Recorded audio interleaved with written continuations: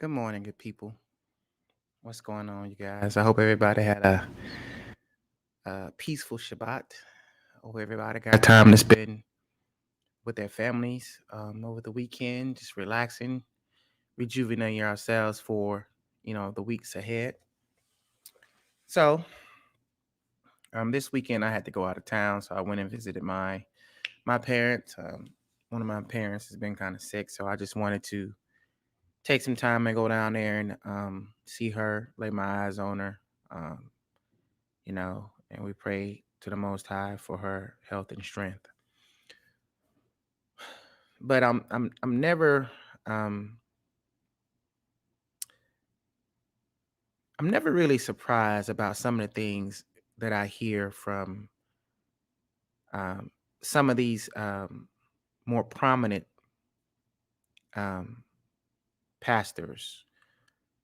The TD Jakes, Benny Hinn's, the uh, Paula Whites, Creflo Dollar. Those particular people. A lot of the things that they are saying um, it doesn't quite surprise me.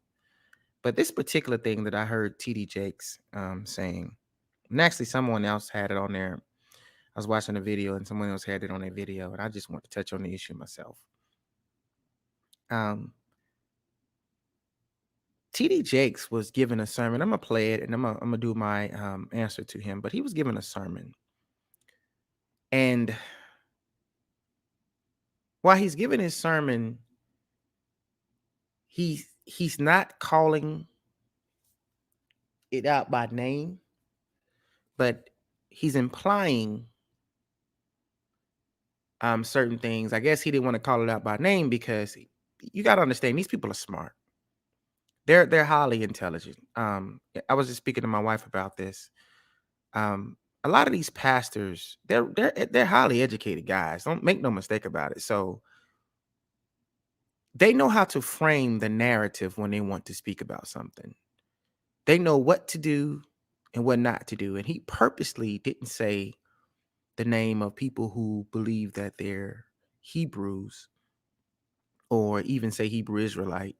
He purposely didn't say that because he really didn't want his people and his congregation to go off and research that particular theology or that belief.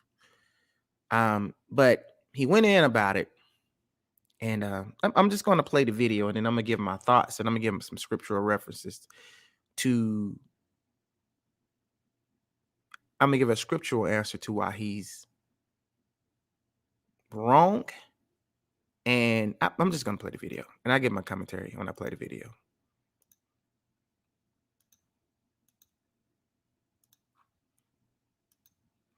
All right. So here's the sermon. Somebody got that here. They mad at you, Israel. That's funny. But here's the sermon. So fair use, fair use, fair use. I got to say that so nobody will think I'm pirating their stuff. Fair use, fair use. Foundation exists in the church from generation to generation.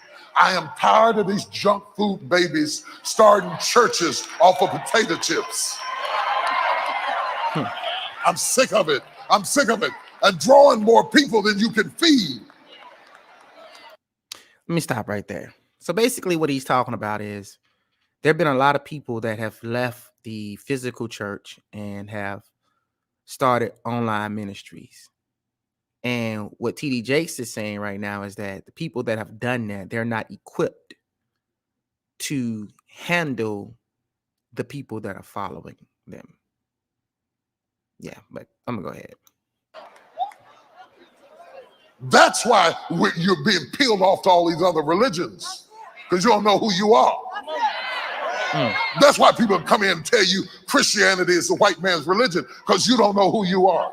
If you knew who you were, they couldn't pass that off on you. Okay, so let me stop right there again. Now, what he's talking about is people not knowing who they are. Now, when I hear that, I 100% agree with him that people don't know who they are, but not in the context of what he's trying to use. So he's trying to say that you don't know who you are in God. That's why people can convince you to go to these little religions and come outside of the church.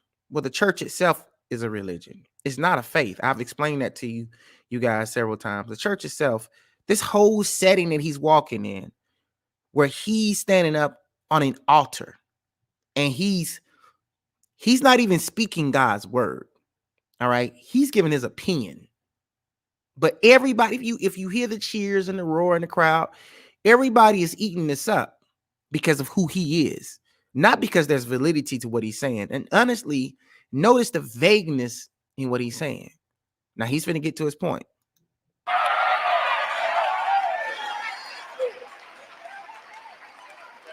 Stand up, Dr. Harrison. He's just as much Gentile as I am. Okay. You got a black man and a white man, and he's saying we're both Gentiles. That is biblically incorrect. Scripturally, and matter of fact, I'm going to do this. I haven't planned on doing it, but I'm going to do this. I'm gonna show you scripturally where that's incorrect. Okay.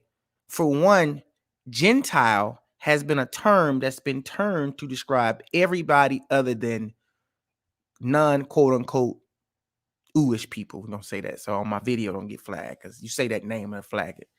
But anyway, Gentile is a term that they use to describe non-Jewish people. Right? But that's actually not what a Gentile is. A Gentile was a particular set of people descended from Japhet. Now, Japhet was one of Noah's sons. You have Shem, you have Ham, you have Japhet. So the Gentiles were descended from Japhet, right? So this is why I say you have to be knowledgeable when you're listening to these pastors. And this is why they're able to trick and mislead a lot of people, because everybody is agreeing with what he just said. And scripturally, based on the Tablet of Nations, he's completely incorrect. A lot of people wrongly believe that all dark skin or all black race of people are from Ham. Okay. And I can get into that because Ham, his sons were, Mishraim or Egypt, Cush, or what they call Ethiopia, and Canaan. Those were his. I mean, he had more sons, but basically those were three of his sons, right? But why are we still having a debate whether the Egyptians were white or black? Because this is what TD Jakes is emphasizing right here. He's trying to say that it's not about race, it's about faith. All right? That's what he's trying to say. But you can't ignore bloodline. The Bible speaks of bloodline all the time. It literally emphasizes bloodline. You can't ignore bloodline. And when it comes to bloodline, yes, you can have different phenotypes that is a wide variety, but like my wife and I are both from the same haplogroup. My wife was born in Nigeria. I was born in the States, but we're from the same haplogroup. So what that means is we're both E1B1A. And what that means is that we share a same paternal lineage. So that's extremely important. And I haven't got into these lessons yet, which I am, but haplogroups, descendants of different tribes and nations, that's extremely important in the Word of God. And what Christianity teaches is to ignore that. And it can't be ignored because the Bible is literally about a set of people.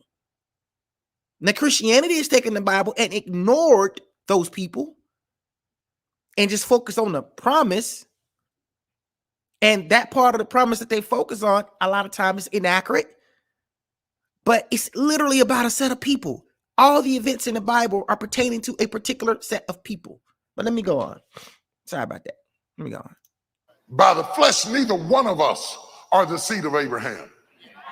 He's just a different flavor of the same mess. Wrong again.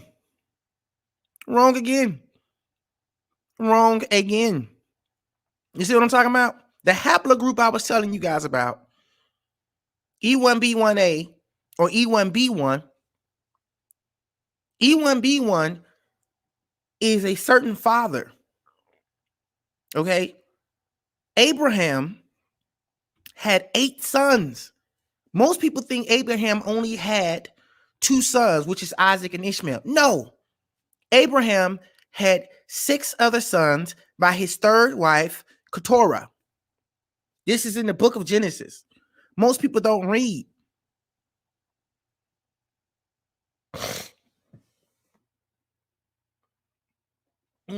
Excuse me. But how do you unilaterally say a statement like that when that haplogroup I'm just talking about, E1B1, has been identified to be from a certain area in which Abraham was from? Then you got E1B1A, you got E1B1B. All right. And a lot of the Somalians, the Djiboutians, Ecritians, Yemenis, Ethiopians, a lot of those people have been, they have the, and in South Africa, they have E1B1B. But a lot of the major tribes in Northern South Africa and Central Africa and West Africa have E1B1A. So what does that tell you? That tells you that E1B1 A and B have the same paternal lineage, which would go down to identify as, let's say, Isaac and Ishmael. But keep in mind, Abraham had 6 other sons. And it says that Ishmaelites and Keturah's 6 sons that Abraham had together, they merged and became one people. So how do you say a blanket statement by y'all are both Gentiles? Jakes, you don't know what you're talking about. Do some research, Jakes. Christianity is not rooted in white men. Wrong again. It is rooted in white men. They're not lying when they say Christianity is a white man's religion. It truly is.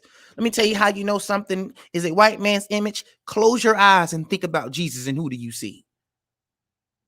Do you see a dark-skinned brother? Do you see what the Bible says he has hair like wool, eyes is like burning brass, feet are like burning brass or something like that? I don't mean to get that wrong. Does that look like a blonde hair, blue eye guy? No.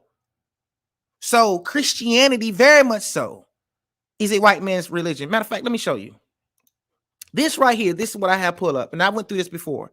This is the Council of Laodiceas. All right. This is where that Catholic Church came together. They came together and they put out rules in which the church was to abide by. Now, where was this at?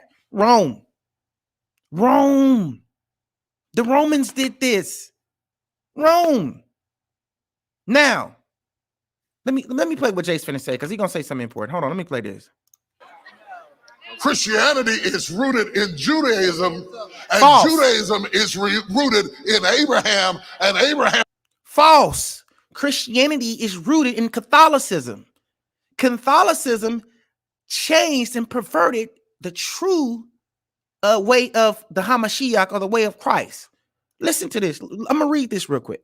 It says, Christians must not Judaize. Christians must not Judaize by resting on the Shabbat or the Sabbath, but must not work on that day, rather honoring the Lord's day. And if they can, resting then as Christians. But if they shall be found Judaizing, let them be anathema from Christ, which means to be cut off. If I click on this word, it's probably going to say what it means. Placed on high, suspended, and set aside. That's what it means. Okay. So why is he talking about Christianity as an offshoot of Judaism? There was no such thing as Judaism. Judaism is a recent phenomenon. What people got to understand is there's a difference between the laws, precepts, statutes, and commands and the covenant of the Yahudah or the Israelites versus Judaism. There's a big difference.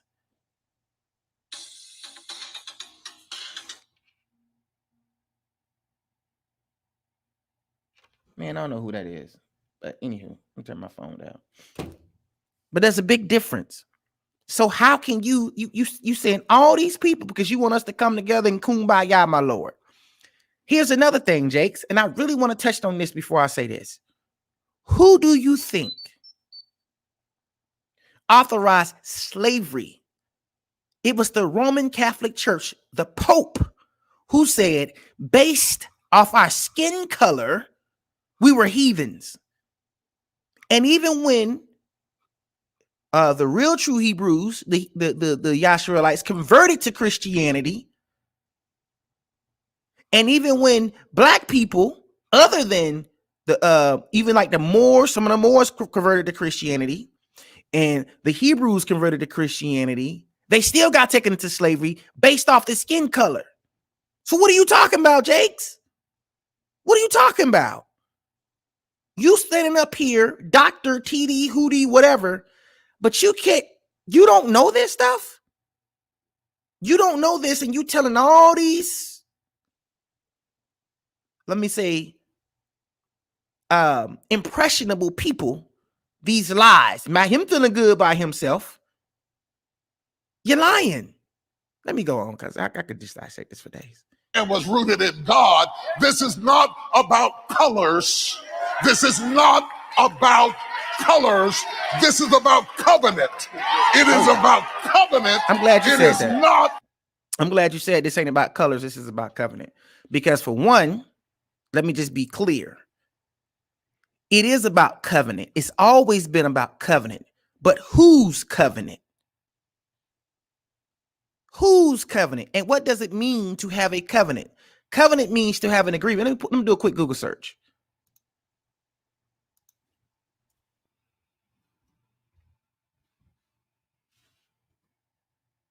Just pull up covenant. I mean, I didn't go to the Bible definition. What it says, an agreement. Agree by lease, deed, or legal. But a covenant is what? An agreement. So I'm glad you said that. I'm glad you said it's about covenant. Now let's go here. Let me pull this up on my Bible because I don't necessarily too much care for reading the King James version, but I'll just put this on screen so you guys can follow along.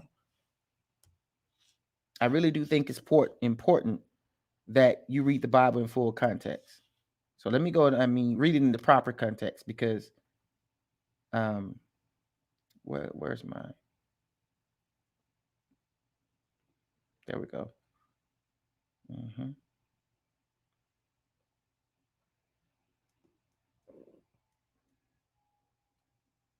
I got to pull it up on screen, but I'm not going to read it off screen.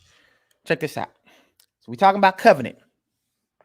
It says Jeremiah or Yirmiyahu says, behold, the days come, says Yahuwah, that I will cut a renewed covenant with the house of Yasharel and the house of Yahudah. And see, this is one of the reasons why I don't like reading the King James. This is a difference. A new versus renewed. Renewed means I'm going to, how do I say this? When you renew something, it means you already had an agreement with somebody before, but you just, you signing on and extending the agreement.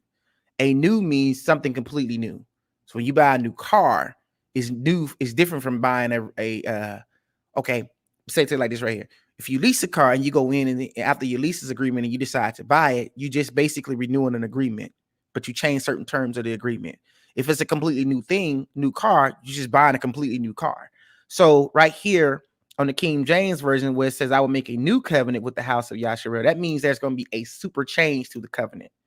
But the Bible goes on to tell you, and my Bible goes on and saying, it says, not according to the covenant that I cut with their fathers in the day that I took them by the hand to bring them out of the land of Mizraim.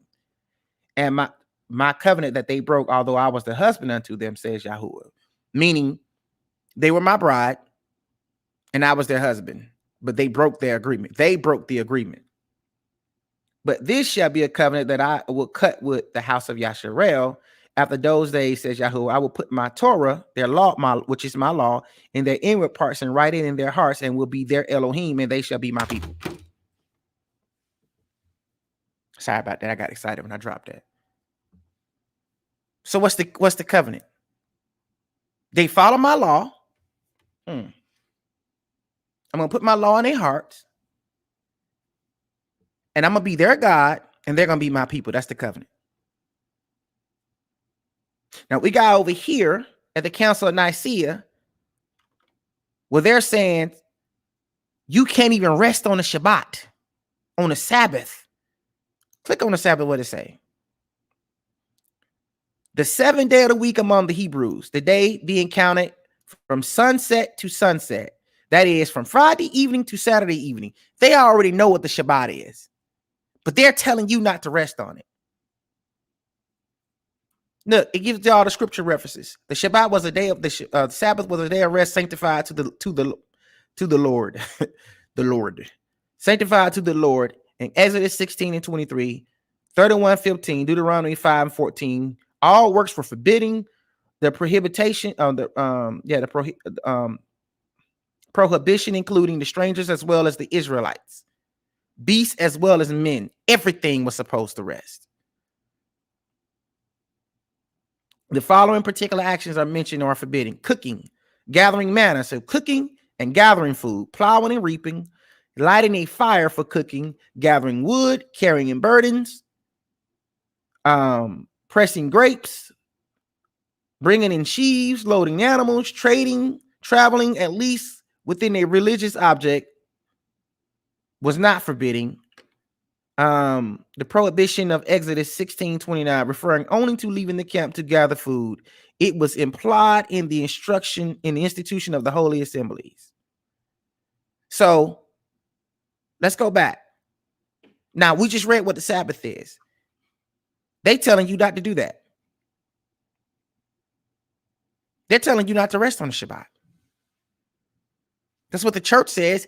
And don't tell me that no, you don't rest on the Shabbat right now. The Christian church don't do it. So don't tell me what's an offshoot of what. If it was an offshoot of Judaism or the practicing of what the Hebrews do, then you will be resting on the Shabbat. You'll be resting on the Sabbath, and you're not resting on the Sabbath. You're not even resting on Sundays most time. You're doing all this stuff on Sundays, just like the Catholic Church instructed.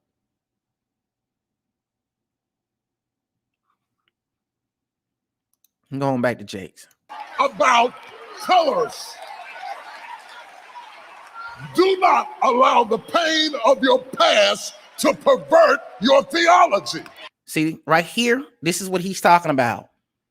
Black people are supposed to be in pain, so now they've allowed that theology to be perverted. You got this man in tears, which he's a white man, coincidentally, but you got him in tears, almost in tears, because T.D. Jakes is making him feel good. If it wasn't about color, then why were we enslaved? If it wasn't about color, Jakes, then why were we enslaved? The Pope issued an edict because we were black. I don't have it pulled up right now, but let me matter of fact, let me see, can I pull that up? Let me see, can I pull it up? Let's just say Pope authorized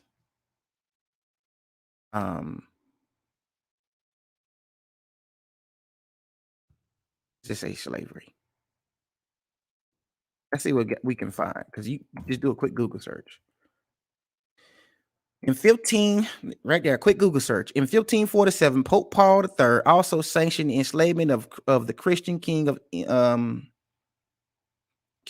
England, Henry VIII, in aftermath of execution.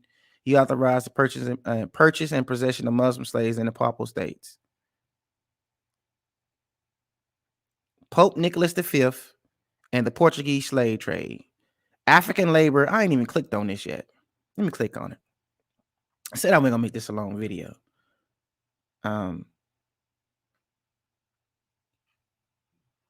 Pope Nicholas V and the Portuguese slave trade. See, most people don't realize the Portuguese actually started the slave trade.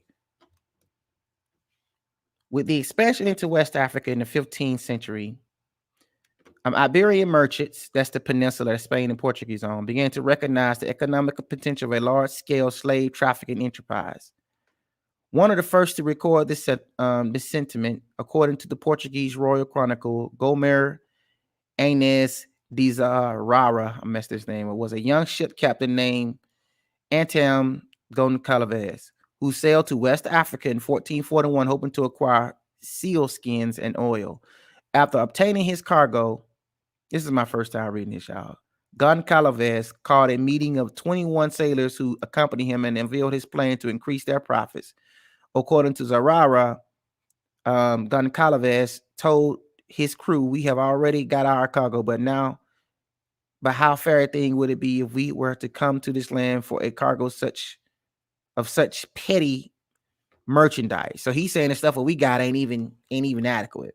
"We're to meet with good fortune and bring the first captives before the presence of our prince." So that night, Goncalves led a raiding party into Camp Bloc, which means black, a narrow peninsula between the Western Sahara and Mauritania, and captured 2 Berbers. Now, Berbers are black people, 1 man and 1 woman. Another Portuguese mariner, Nuno Trastillo, and members of his crew joined Goncalves, although he raided with only less than a dozen captives. Zarara imagines in his account that the Prince Henry of Portugal responded to this enterprise with joy, not so much of the number of captives taken, but the prospect of other countries' captives that could be taken. So they want more slaves. Now, where's the Pope come through this? Let's go down here. 15th century Iberian legal traditions regulated Christian treatment of Jews, Muslims, and other Christians, clearly delineating, for example, who was enslavable and who was not. So basically what they're doing is basically putting out edicts saying who was slavery, or coming up with laws who was slavery, who could be enslaved and who could not be enslaved. In contrast, the jurisdiction, I can't even pronounce, Lord, I mean, the juridical status of the people who did not fit these categories. I'm laughing at myself because I can't pronounce that word. These categories was more ambiguous. Legal and philosophical arguments to address this issue began to evolve during the second half of the 15th century, once Portuguese mariners began to return to Iberia with captives acquired in West Africa and West Central Africa, notably the treatments of black Gentiles. Notice what they're calling them, black Gentiles, was addressed in 1452 and 1455. When Pope Nicholas V issued a series of papal bulls that granted Portuguese the right to enslave sub-Saharan Africans, church leaders argued that slavery served as a natural deterrent and Christianizing influence to barbarous behavior among pagans. Using this logic, the Pope issued a mandate to the Portuguese king. See, the Pope is directing the king, Afonso V, and instructed him to invade, search out, capture, vanquish, and subdue all Saracens and pagans whatsoever, and to reduce their persons to perpetual slavery, and to apply and appropriate to himself and his successors the kingdom, dukedoms, countries, counties, principalities, dominions, possessions, and goods, and to convert them to his and their use and profit.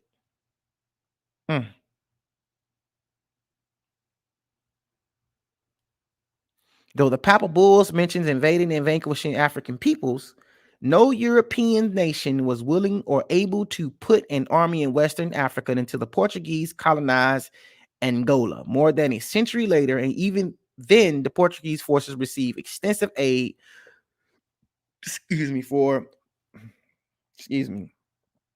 armies of Mbangala or Janga mercenaries. So basically they're using mercenaries. Early raids, such as one of those made by Goncalves and Tristela in 1441, were unusual and may have been possible because the Portuguese had never previously raided some of south of Cape Bajador. Portuguese mariners soon learned that the inhabitants along the upper Guinea coast were more than capable of defending themselves from such incursions. Not long after his 1441 voyage, Tristela and most of his crew were killed off the coast of present-day Senegal. So the Africans was fighting back. The Africans was like, nah, y'all ain't coming in here. Okay, I'm gonna stop. I'm gonna go back and read this a little later, but I'm gonna stop. The point, what I'm trying to say is, we keep talking. Jake's talking about it's not about color, but the Pope issued Papa Bulls by color, and he said you were a heathen based off your skin color.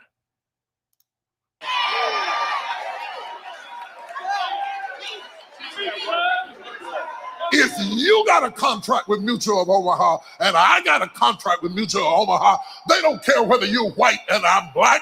It's, do you have a contract? God is a God of covenant. Covenant is a contract.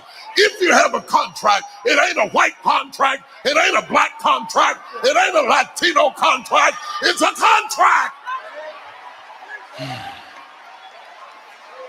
Go away with that stupid stuff. It's a contract. Solid biblical. This is what, okay, that's it. I'm tired of this. Let me get off this. All right, let me get back.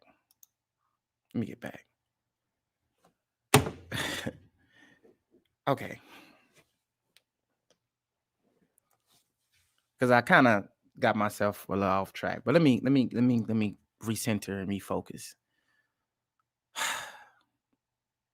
The thing that when you hear pastors speak like this, especially if you are studied of the word and you studying of history, you kind of have to study the word and history concurrently, because the word talks about so much history of a particular set of people. So when you hear someone says God is not a God of color, that's true, because color is a man-made construct. The way that we see color is a man-made construct. The way that God sees it, it's not about your the color of your skin or the hue of your skin, whether it's dark brown, black, all of those things. But it was always about who your father was and who you were as a people. When I pulled this up, Jeremiah 31, what it says. But this is the covenant I will make with the house of Israel. And in those days, says Yahuwah.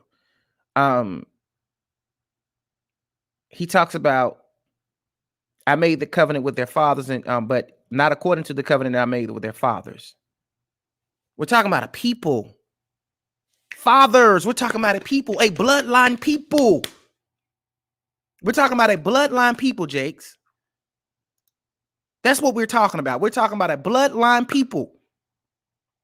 And you're mad at these men and these women for going out here and tracing their roots back, because all you have to do is a little bit of research, and you know where the first 10 tribes of Israel went into exile at. And it's not what the history books are telling you. Not in that sense.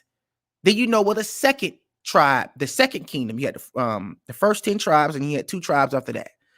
Yehuda and Benjamin and some Levites. Then the 10 tribes you had, they left prior to, after the Assyrian invasion. If you do read in your Bible, the first book of Maccabees and Amos and all that, it talks about them being removed far beyond the borders of the Euphrates. And the place where they went was a 1.5 year journey. They went down into Africa. Okay. Let me do something. Let me do something real quick.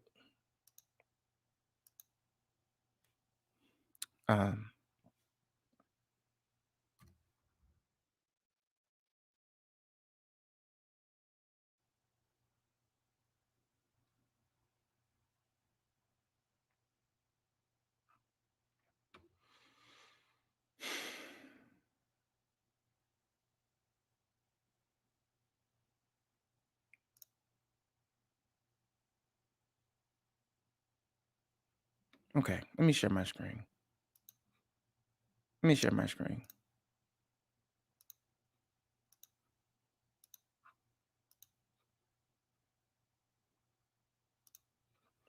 All right.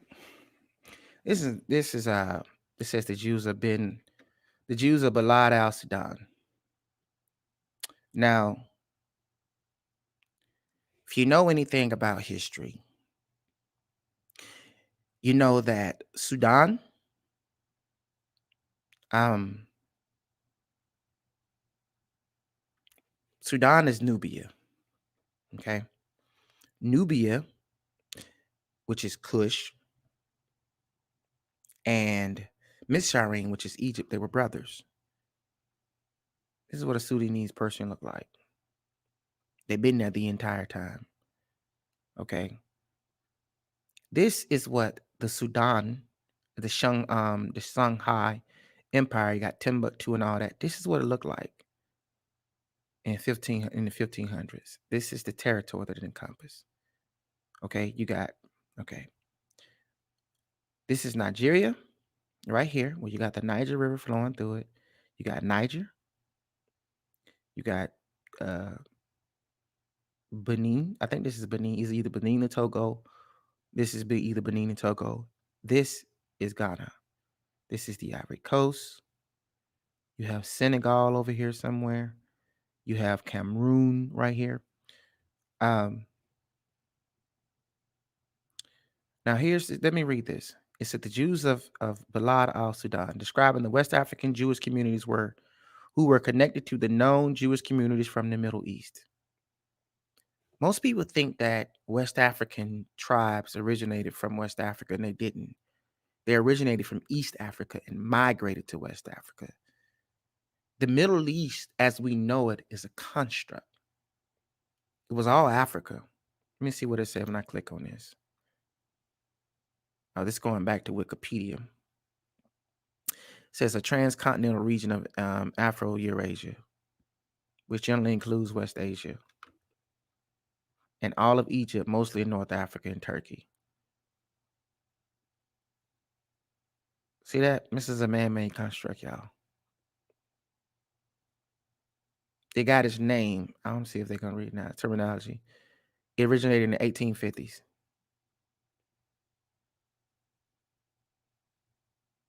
And became more widely used in 1902. But that was always considered to be Africa. Okay. Let me go back. Okay. The communities were connected to the Jewish communities of the Middle East, North Africa, Spain, and Portugal. Various historical records attest to their presence at one time in the Ghana, Mali, and Shanghai empires,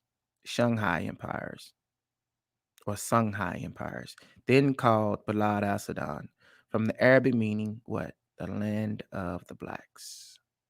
That's what it means in Arabic. Jews from Spain, Portuguese, and Morocco in their later years also formed communities off the coast of Senegal and on the islands of Cape Verde.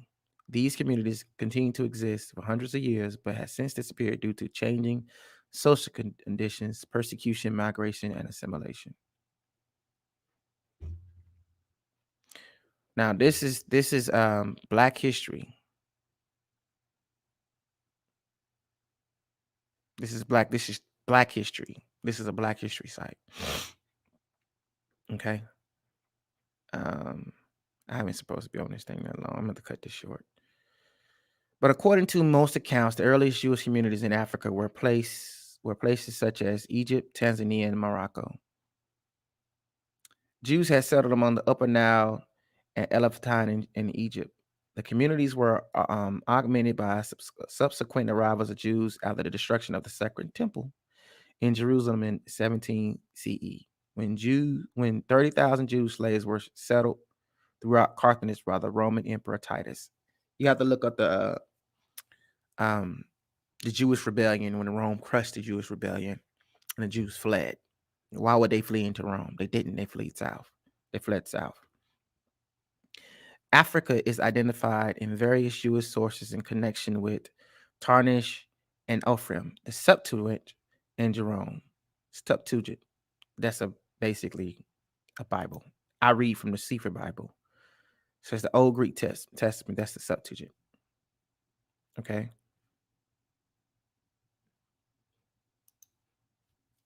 I know I'm saying that wrong.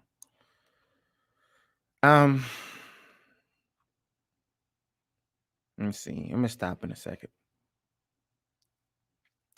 Aramaic, Telgin, and Tugum on the prophets identifying the biblical Tarshish with Carthage, which was the birthplace of a number of rabbis mentioned in the Talmud. Africa, in a broader sense, is clearly indicated where mention is made of the 10 tribes having been driven into exile by the Assyrians and have journeyed into Africa. The Bible speaks about that, and I can show you guys. Connected with this is the idea that the river Sambation is in Africa. I want to think they think this is Euphrates. Nope. The Sambation is the river beyond the 10 tribes of Israel were exiled by the Assyrian king. And this isn't from black people. This is an outside source.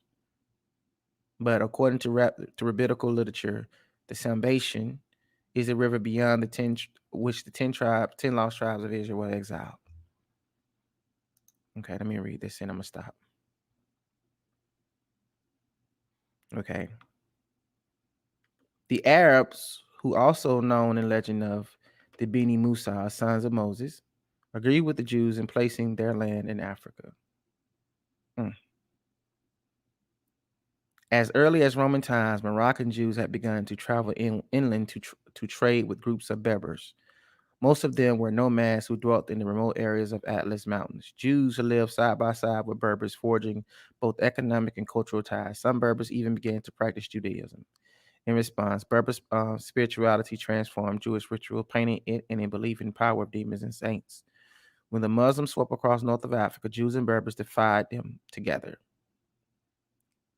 Okay, let me stop.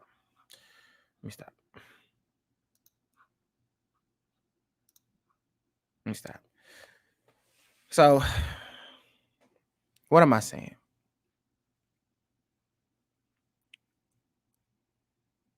TD Jakes is basically trying to stop people from leaving the church. And he's trying to tell people that it's incorrect for people to leave the church and to believe that they are the true Hebrews of the Bible. So he's calling it silly, and he's saying, in a sense, what he's saying is it don't matter. What he's saying, what matters is covenant. Well, if it didn't matter, then why would they whitewash Jesus? If it didn't matter, why would the Pope issue Papa Bulls to enslave us based on our race and not our faith? Why would you enslave somebody anyway? Why would you do that anyway? So you hear a lot of that stuff from, especially a lot of white evangelical groups. They say that it don't matter. It does matter. It matters. If it didn't matter, you wouldn't change it. You wouldn't change it. So here's my response to you, TD Jakes. You are a highly intelligent man. You know what you're saying and how to say it. This all-inclusive stuff, okay, you need to quit it, because the truth of the matter is who the people of Yahuwah are matters. And they're going to look a certain type of way. They're going to have different features. This is how they're described. They're going to have certain phenotypes. So when someone is saying, based off of the scriptures and the word and historical documents, this is who the people are, and they believe that they're a part of those people, why are you criticizing them? As long as they're not saying that you're going to hell, or I'm not going to even say it like that, but you're trying to save your own skin, man. Let's just be honest, Jakes. You're trying to save your own skin. That's really what all you're trying to do. You're trying to save your own self. You don't want people to learn the truth of who they are. So you're trying to keep them locked down in Christianity. Come on, Jakes. You highly educated, man. That's why you say it don't matter. It matters. If it didn't matter, we wouldn't have went into slavery. And that's all I got to say. You guys be good. Shalom.